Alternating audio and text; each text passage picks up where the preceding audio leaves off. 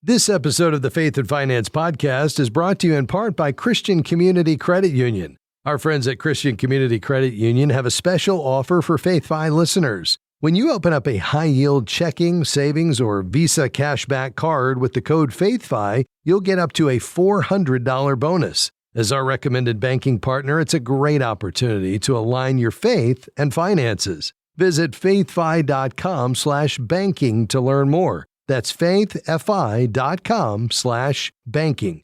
Be sure to use code FAITHFI to receive up to $400. Membership eligibility required. Accounts are privately insured up to $250,000 by American Share Insurance. This institution is not federally insured.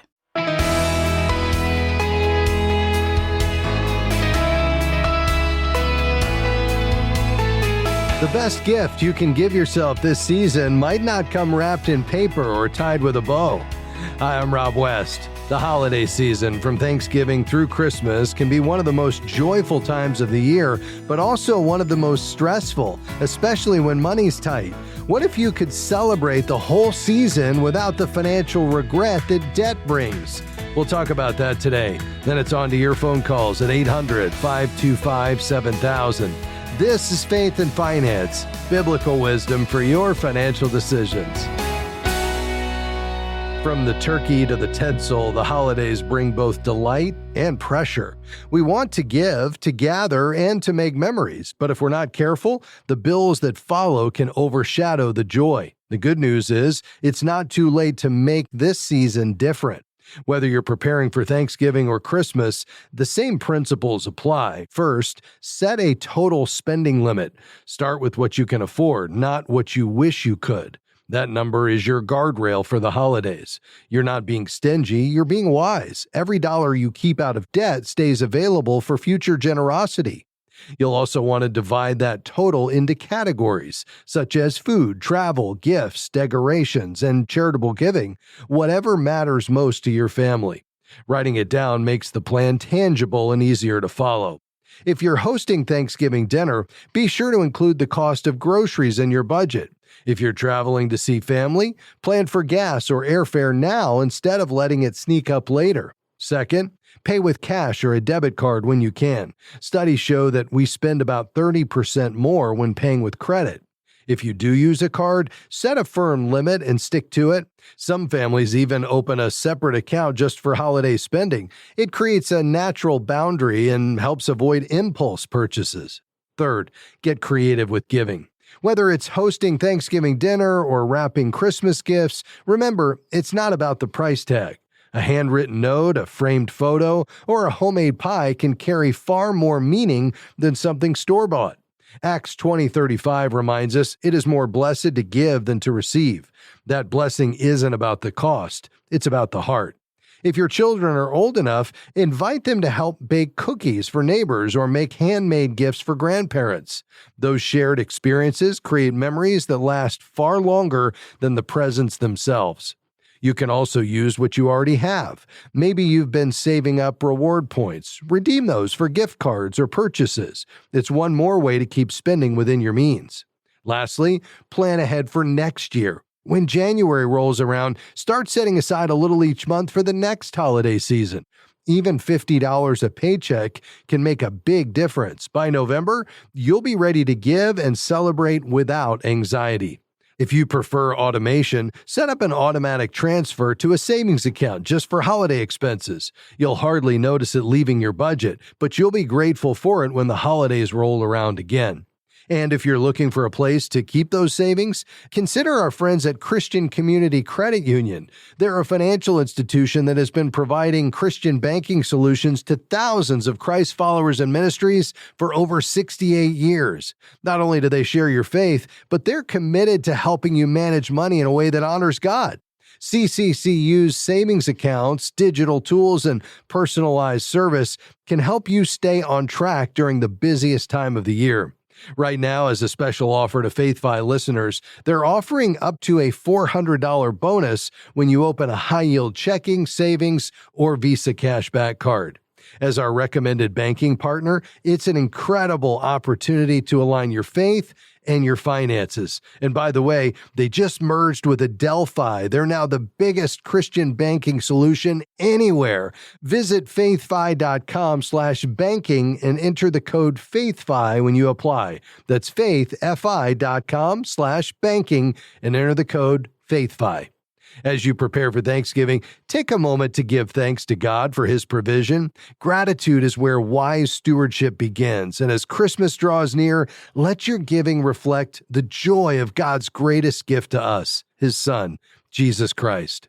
When we give with grateful hearts and live with margin, we reflect His generosity to the world around us.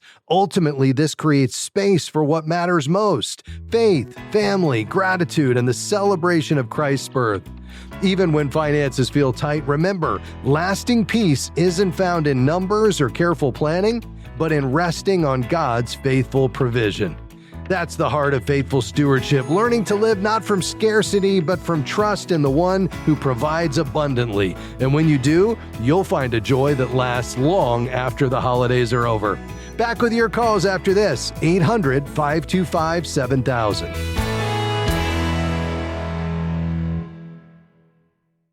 Faith in Finance is thankful for support from The Good Investor, a book by Robin John. In his book, Robin shares his journey from an immigrant child struggling in school to co-founder and CEO of Eventide Asset Management, a faith-based investment firm. This faith and work memoir seeks to inspire readers to view their work and investments as opportunities to honor God and bring blessing to the world. More information is available at goodinvestor.com. That's goodinvestor.com.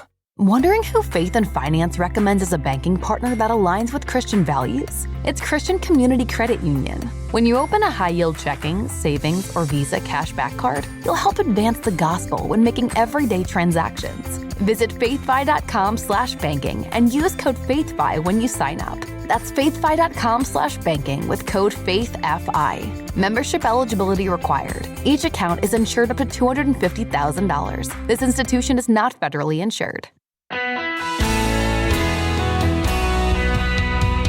Hey, great to have you with us today on Faith and Finance. All right, let's dive into your questions today. Again, that number 800-525-7000. We'd love to hear from you. Let's begin today in Texas. Jason, go ahead. Yes, sir. Thanks for your program. When I was 40, I started having seizures from a head injury. Continued to work until my 50s. Really had some terrible medicine. Finally got to where I couldn't work. Went on disability. And after about 2 years of that, got on some better medication and was able to go back to work. I took off 2 different times, about 3 months apart, and, spent the day trying to get a hold of Social Security and finally talking to somebody and told them, hey, look, I'm working and I'm going to make more than I'm supposed to. And they're still sending me money. Yeah, got it. Yeah, certainly you want to get this right. And, I think you've done the most important thing by keeping lines of communication open. There is something, and they may have mentioned this to you, called a trial work period. So you're allowed 9 trial months within a rolling 60-month window where you can earn as much as you want and still collect your full disability benefit. And a month basically counts as of 2025 this year. Any month you make over $1,160. So you're probably in that trial period right now.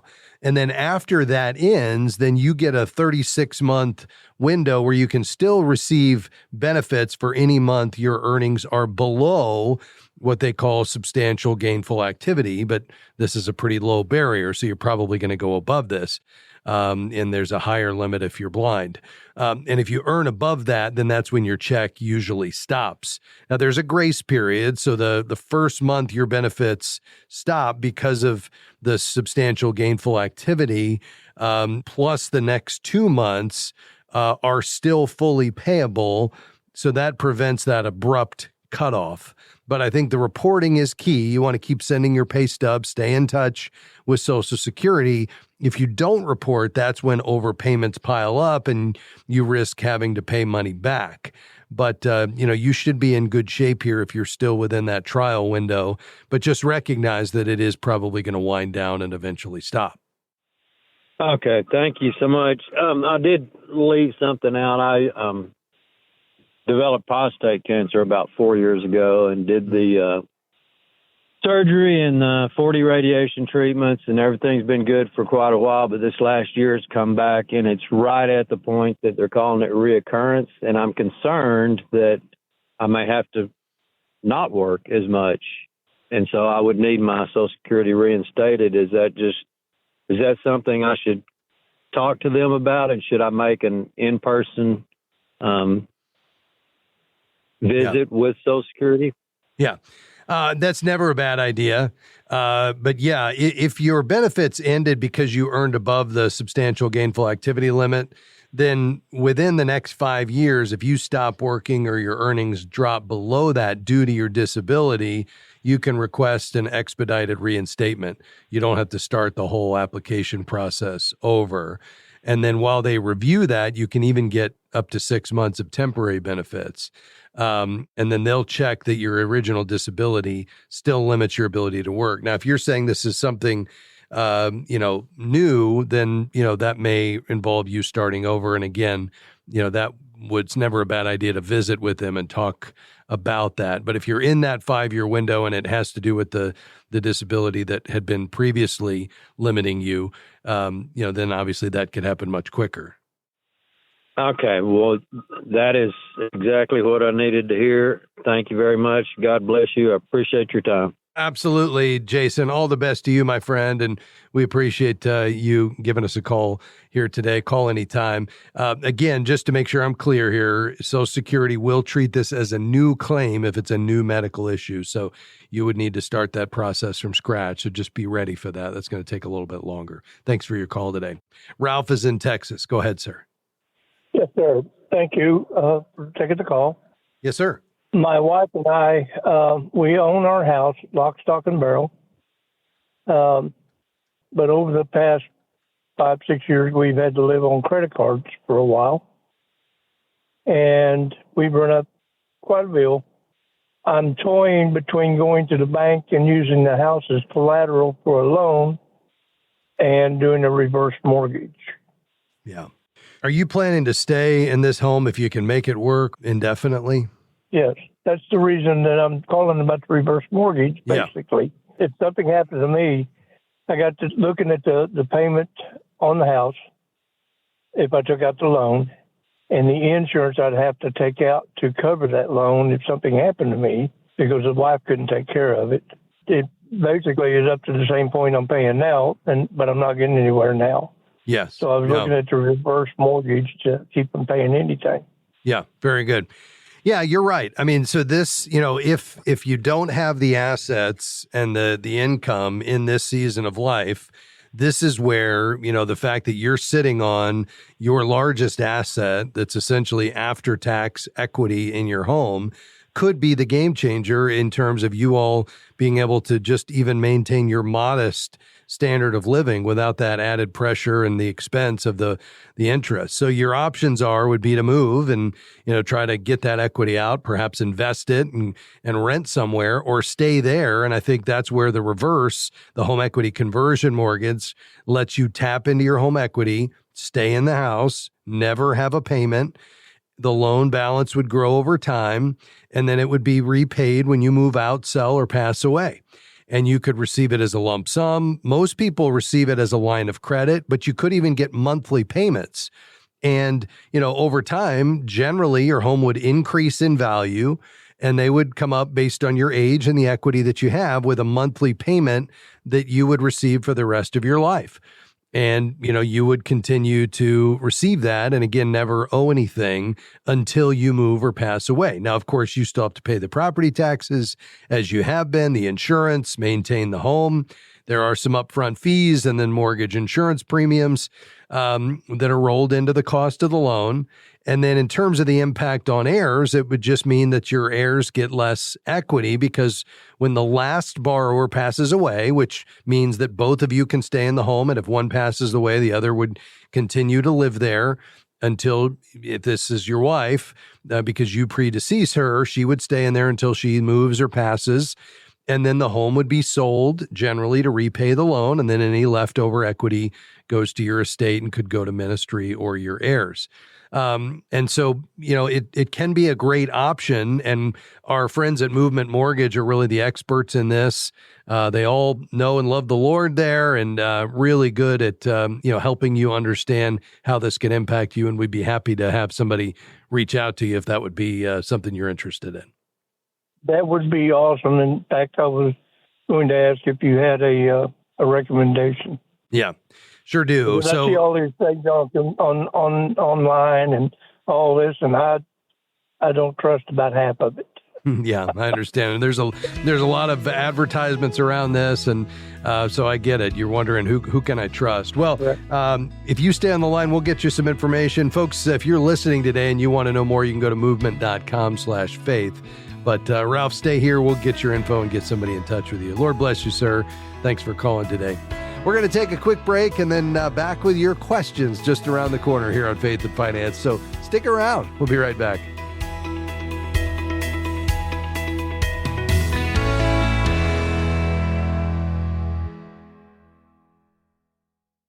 If you love what you hear on this program, there's even more waiting for you at faithfi.com. Explore podcasts, videos, articles, Bible studies, and devotionals, all designed to help you see God as your ultimate treasure and money as a tool to advance His kingdom. Pursue wisdom, practice generosity, and steward God's resources in a community with others who share your faith. Visit faithfi.com to take the next step in your faith and financial journey today. That's faithfi.com. Healthcare is complicated. It doesn't have to be. If you don't love how your health insurance works, maybe it's time to leave traditional health insurance behind. Take charge of your healthcare with Christian Healthcare Ministries. CHM offers you flexibility. Enroll anytime. Choose your own provider and select the program that fits your needs and budget. CHM is the original faith-based way of taking care of your medical bill costs. Learn more at chministries.org/faithfi.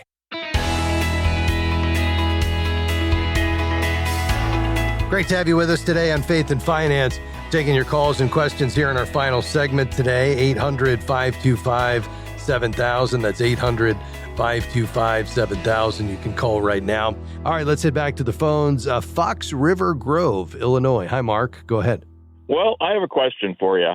Okay, we're selling our house because we were thinking of moving, and I'm wondering if it's better to take the entire proceeds of the sale and put it into the new house, or if we should take part of it and put it in our retirement accounts. I am retired right now, and we just like to have a little more income and our, every month. Yeah. And I'm thinking that if we put something extra into the retirement accounts, we would have that extra coming in. So What do you think? Does it balance out like, percentage-wise, or what do you think? Yeah, it's a good question. So tell me a few more specifics here. So you've sold your home. How much did you clear on that sale? We're going to sell it. Oh, you're going to sell it. Okay. What do you think you'll get? Well, for round numbers, let's just say $250,000. Okay. And we're looking to buy someplace a little closer to $300,000 because of the location we're going to. Okay. And so the question is, let's say you were to roll all that in, you'd have a very small $50,000 mortgage thereabouts, versus you taking a portion of this and redirecting it and ending up with a bigger mortgage. The question would be, how would you put that money into, quote, retirement? Are you all still working and you put it into a 401k, or what would you do? Well, I think between my wife and I, we should be able to roll it into we have 3 different accounts. And I understand that you can put a certain amount in per year, including like last year. And so we should be able to get pretty close to being able to put it all into our accounts. Okay. What kind of accounts are they? Do you know what type of retirement accounts? Well, they're both 401ks that rolled over into just, retirement accounts. Okay. So they're IRAs, probably individual retirement accounts? Right. Yes. Okay. Yeah. So the challenge is, 50 and older with the $1,000 catch up, the most you can put in for 2025 is going to be $8,000 each. So if you each had 401ks that you've rolled over, they stay individual. You can't combine them. So there is no joint IRA. So that means your 401ks that each of you had at your employers are now in two IRAs, one in your name, one in hers. You could each put in $8,000 a year. So the most you could put in of that $250,000 would be $16,000. Now you could turn around and do that again next year as a 2026 contribution, but that would be the max you could put in. Oh, I thought there was a look back kind of a deal where you could put in for like last year or something like that too. No? Well, the only place that comes up is you can contribute to the prior year until you file that year's return. So for instance, for 2025, you'd have until April of 26, but the time has already passed for you to fund, let's say 2024. So at this point, the most you could put in would be $16,000 for 2025, and then turn around and do another $16,000, $8,000 into each one for 2026. Now you have to have earned income, but it sounds like you do because you're continuing to work, right? No, my wife is. Okay. And so she has earned income. So you've got to have earned income in order to fund an IRA. But you as a spouse could do that. So that would allow you to, as a non-working spouse, to contribute. So between the two of you, you could put in $16,000. So does that make sense to take a quarter, of your $250,000 and drop 16 in, and then maybe in January do it again? Sure, I could get on board with that as long as you don't have any high interest debt. You've got an emergency fund, and that mortgage is going to easily fit into your budget. Then I would say, yeah, getting more money into a tax deferred environment is a good thing, because that's going to give you, a little bit more working for you that you can eventually convert into an income stream down the road. Okay, so the income from rolling it into the IRAs would outweigh the difference in the monthly payment that we would make on a mortgage that was not paid down, I guess, or what it is paid down. Well, it just depends. Yeah. So that's the other challenge is that, right now where mortgage rates are, let's call it 7%, in order for you to get 7% a year to more than offset the interest you're paying, that's a pretty good annual rate of return. And it's certainly not guaranteed.